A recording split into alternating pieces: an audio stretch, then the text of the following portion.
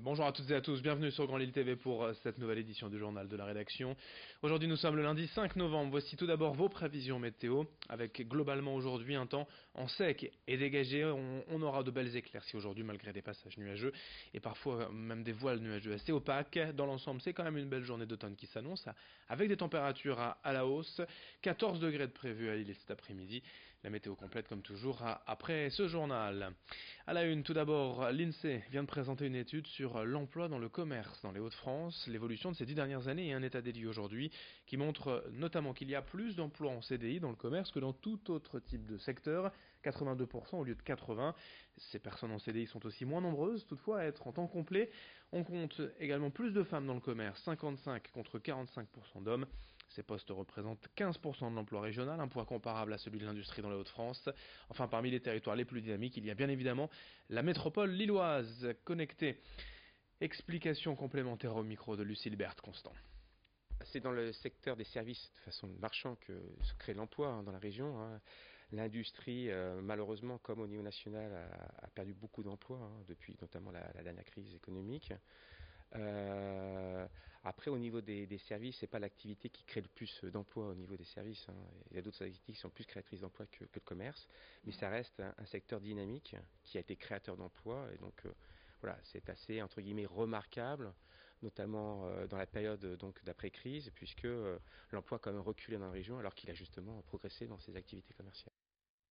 On enchaîne avec cette autre étude et information publiée il y a quelques jours par la sécurité routière. Il serait plus difficile d'obtenir son permis de conduire en ville plutôt qu'à la campagne. C'est ce qui ressort en tout cas de cette étude menée l'an dernier en 2017. Dans les 20 agglomérations françaises les plus peuplées, seuls Nîmes et Angers dépassent la moyenne nationale. À Lille, notamment avec un taux de réussite moyen de 45,7%, les auto-écoles sont bien en dessous de la moyenne française établie à 57,2% pour le permis B. Pour expliquer ce phénomène, nous avons rencontré un instructeur à Lambersart. Selon lui, la densité du trafic en ville et des candidats surtout présentés à l'examen trop tôt. Voilà deux raisons à l'échec du permis en ville. Explication au micro d'Edil Gunaï.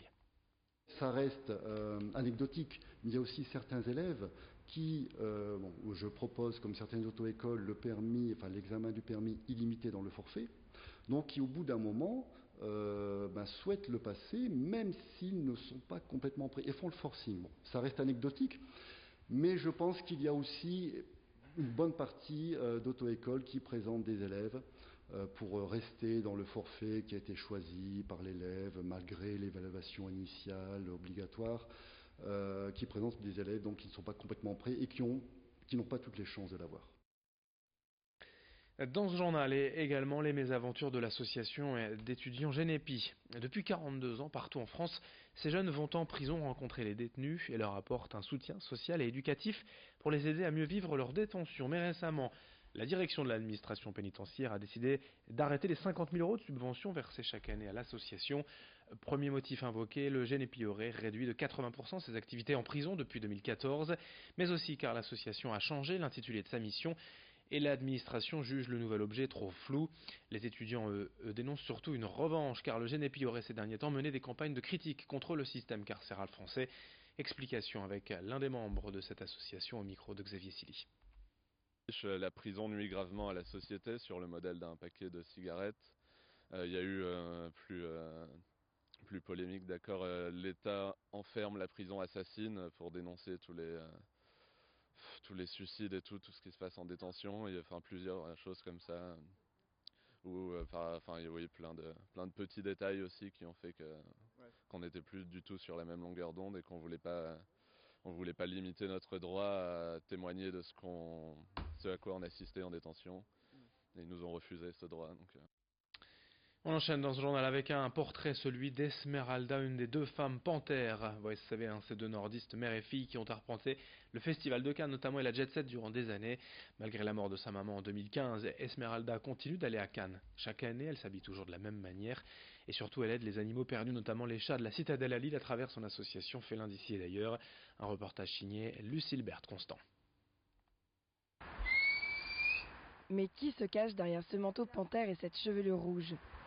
Attention, et la voilà. Esmeralda est l'une des deux femmes panthères qui ont arpenté la croisette cannoise et les fêtes de la Jet Set pendant près de 30 ans, aux côtés de sa mère Pascaline, disparue en 2015. Entre soirées stars et apparitions dans des films, les deux femmes ne passaient pas inaperçues. Au-delà d'être une figure star de la région, Esmeralda est passionnée d'animaux depuis toujours. Cela fait 20 ans qu'elle vient tous les soirs nourrir les quelques 70 chats de la citadelle de Lille. Un jour, je suis venue dans un cirque et donc je connaissais bien les artistes et tout. On était partis boire des coups ensemble. Il me dit, ah, ça m'embête, demain je m'en vais. Et puis il y a 3 petits bébés chats qu'on alimente. Il n'y a pas moyen de les prendre. Et je sais pas, c'est resté un peu dans mon esprit. Donc le lendemain, je me suis pointée ici. Il y avait un grand cercle vide, comme ça, et 3 petits chats à l'intérieur. Puis voilà, mon histoire d'amour avec les chats de la citadelle a commencé comme ça. Et cet amour ne s'est pas tari depuis. Esmeralda a créé l'association Félins d'ici et d'ailleurs pour venir en aide à ces boules de poils vivant aux abords de la citadelle. Il faut bien les stériliser, il faut bien les soigner, leur donner à manger, puis leur donner de l'amour, beaucoup d'amour, parce qu'on les caresse tout plein et tout. On les aime, c'est nos bébés. Pour collecter tout ce dont elle a besoin, Esmeralda fait appel à la générosité d'autres amoureux d'animaux. Collecte de nourriture, dons, événements, tout pour offrir à ces chats la meilleure vie possible. Ah, moi je les trouve fascinants, je sais pas, je trouve qu'ils ont une vie complètement incroyable. Bon, on sait qu'ils sont là, qu'ils nous attendent, mais si vous saviez la vie qu'ils ont, je suis sûre qu'il y a plein de choses qui se passent pour eux. Mais Esmeralda n'en a pas pour autant oublié ses premiers amours, le cinéma. Là je suis en écriture sur un long métrage, donc voilà, j'ai des journées très chargées. Un jour je ferai un film sur les chats. Faut-il encore que je rentre dans l'âme d'un chat, et ça c'est pas facile. Ah, ils sont complexes les chats, croyez-moi.